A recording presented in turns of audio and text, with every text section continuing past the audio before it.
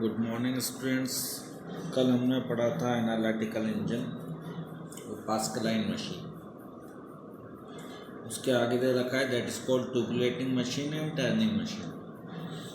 The tabulating machine was an electromechanical machine design to assist in summarising information stored on punch card. Tabulating क्या थी? Machine एक electronic machine थी। Design किस लिए किया गया था? समराइज कर सके इंफॉर्मेशन को जो कि पंच कार्ड पे स्टोर्ड थी।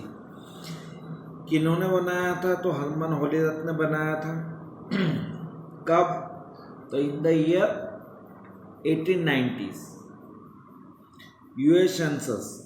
Letter models were widely used for business application such as accounting. और इसके बाद वाले जो मॉडल्स आए वो बिजनेस एप्लीकेशंस, अकाउंटिंग और इन्वेंट्री कंट्रोल के लिए यूज़ होने लगे। अब बिजनेस एप्लीकेशंस कई सारी होती है अलग अलग टाइप्स की। अकाउंट्स के बारे में आप सब जानते ही हैं कि अकाउंटिंग।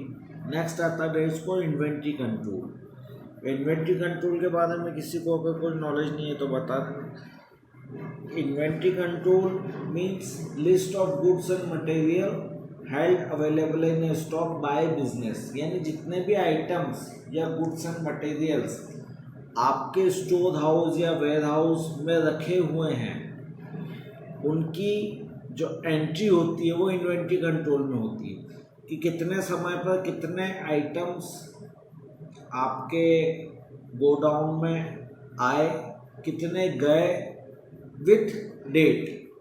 उसकी एंट्री के लिए इन्वेंट्री कंट्रोल का यूज़ किया जाता है। अब कोई जरूरी नहीं, आइटम्स कुछ भी हो सकते हैं आपके, चॉकलेट बिस्किट से लेकर trucks, bikes, motorcycles, fan, table, chair. क्योंकि गोडाउन बहुत बड़े बड़े होते हैं, छोटे नहीं होते।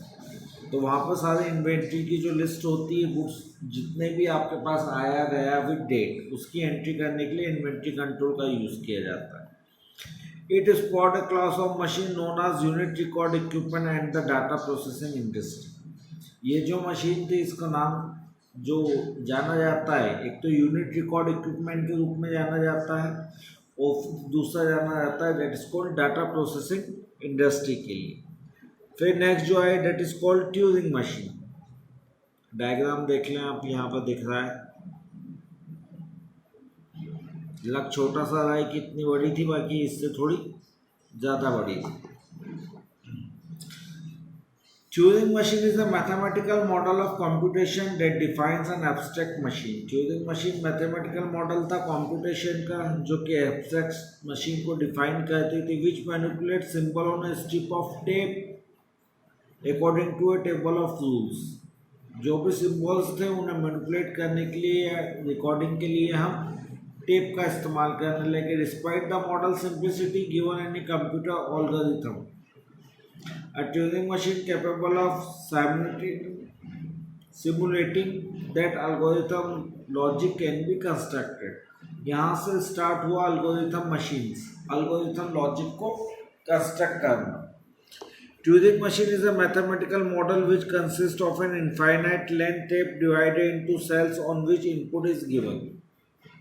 ट्यूरिंग मशीन में मैथमेटिकल मॉडल था जिसमें इनफाइनाइट लेंथ की टेप डिवाइडेड थी सेल्स के रूप में, जहाँ पर हम इनपुट देते थे। It consist of A head which reads the input tape. एक हेड था जो कि इनपुट टेप को रीड करता था। एक स्टेट रजिस्टर था जो कि स्टोर करता था आपके ट्यूरिंग मशीन के डाटा को। State register store the state of the Turing machine, यानी वो वर्क कैसा कर रही है, प्रॉपरली वर्क हो रहा है या नहीं हो रहा है, उसका रिकॉर्ड मेंटेन करने के लिए इसमें हम टेप का इस्तेमाल करते थे। ट्यूरिंग मशीन के बाद आई डेट इज कॉल्ड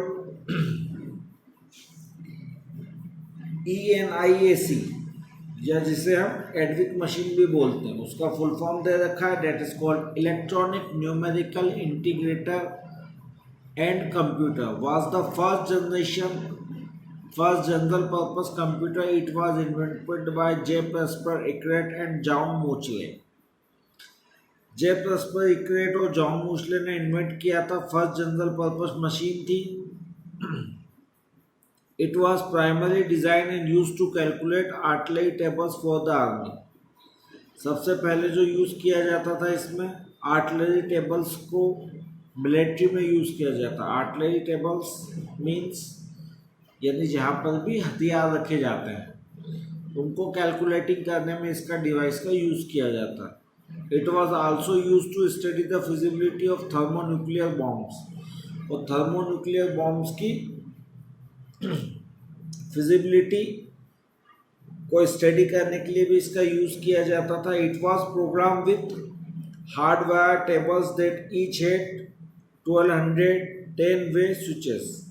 ठीक है, प्रोग्राम की गई थी हार्डवेयर फंक्शन के साथ टेबल पर जिसमें 10 वे स्विचेस थे। It could also receive input from punch card. Input भी हम दे सकते थे with the help of punch cards and used punch card for output. यानी इनपुट के लिए भी पंच कार्ड का यूज़ किया जाता था और आउटपुट के लिए भी पंच कार्ड का ही यूज़ किया जाता था। Which could then be send to accounting machine to be printed. उसके बाद अकाउंटिंग मशीन में प्रिंटेड की जाता था। It was octal based rather than binary. इसमें हम ऑक्टेल बेस्ड यूज़ करते थे रेदर देन बाइनरी। बाइनरी तो बहुत बाद में आया था। Electronic discrete variable automatic computer was the successor to ENIAC। ENIAC के बाद आया एडविक वाज बाइनरी बेस्ड।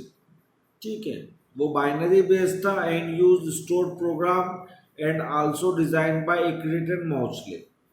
जिसमें हम बाइनरी बेस्ड यूज करने लगे। बाइनरी यानी 2 ही डिजिट होते हैं, that is called zeros and ones. इस चैप्टर में आगे है और बाइनरी के बारे में और पढ़ेंगे। And used stored program and also designed by Ecret and Mauchly।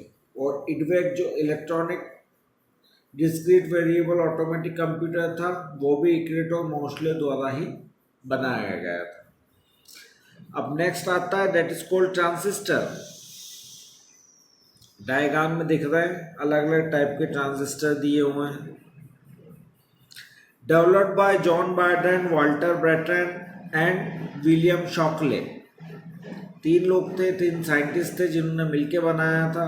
कहाँ बना था? बेल लैबोरेटरीज में दिसंबर 23, 1947।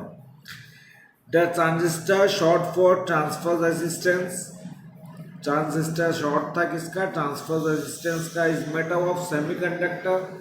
सेमीकंडक्टर से मिलकर बना हुआ होता। एक कंपोनेंट यूज होता था किस लिए? वोल्टेज या अमाउंट ऑफ करंट को एम्पलीफाई या मॉड्यूलेशन करने के लिए, switching of an electronic signal.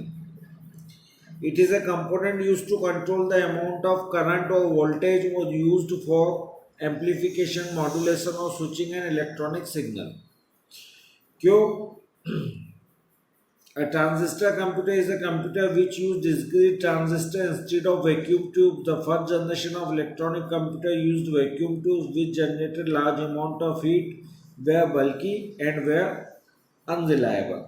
जो फर्स्ट जनरेशन कंप्यूटर थे उनमें हम वैक्यूम ट्यूब्स का इस्तेमाल करते थे जो कि बहुत ज़्यादा हीट जनरेट करते थे, बल्कि थे, बहुत सारे, अनरिलायबल थे, विश्वास भी नहीं कर सकते थे। सेकेंड जनरेशन कंप्यूटर में हमने यूज़ करने लगे ट्रांजिस्टर का। अब transistor and magnetic memory course का। अब ट्रांजिस्टर करता क्या था? वैसे ट्रांजिस्टर का जो काम था, आपकी जो हीट एनर्जी आती है in the form of electricity, उसको कम करना, यानी फ्लो उसका कम करना, ताकि कंप्यूटर के जो डिफरेंट पार्ट्स थे उस समय पर जो बनाए गए उन्हें सफिशिएंट अमाउंट ऑफ इलेक्ट्रिसिटी मिल सके। क्योंकि एक निश्चित पैमाने से ज़्यादा अगर इलेक्ट्रिसिटी दी जाती है तो जिसे हम बोलते हैं जल गया, that is called short circuit. ठीक है, तो उस कारण वो पार्ट्स जल जाते थे, शॉर्ट सर्किट हो जाता था उनमें, इसलिए हम इसका यूज़ करने लगे। कंपेयर टू वैक्यूम ट्यूब्स, अगर वैक्यूम ट्यूब्स के कंपेयर किया जाए तो ट्रांजिस्टर के कई सारे एडवांटेजेस थे। एक तो छोटे थे, लेस पावर की ज़रूरत पड़ती थी वैक्यूम ट्यूब से, सो लेस पावर की जनरेशन पड़ेगी तो लेस हीट भी मिलेगी।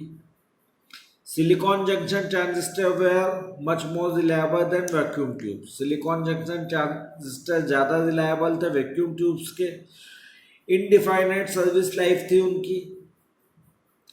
चांसेसाइज्ड computer could contain 10 of 1000 of binary logic. और जो ट्रांजिस्टर थे कंप्यूटर जिनमें था हम यूज कर रहे थे, उनमें 100 से लेकर 10 से लेकर 1000 तक बाइनरी लॉजिक सर्किट्स का हम यूज करते थे। Transistor greatly reduced computer size. Transistor ने किस किस में हेल्प की? कंप्यूटर का साइज डिक्रीज हो गया, इनिशियल कॉस्ट आपकी कम हो गई, तो उसका ऑपरेटिंग कॉस्ट भी कम हो गई। नेक्स्ट डे रखा है अबाउट आईसी, इंटीग्रेटेड सर्किट और माइक्रो प्रोसेसर। ये हम नेक्स्ट क्लास में पढ़ेंगे।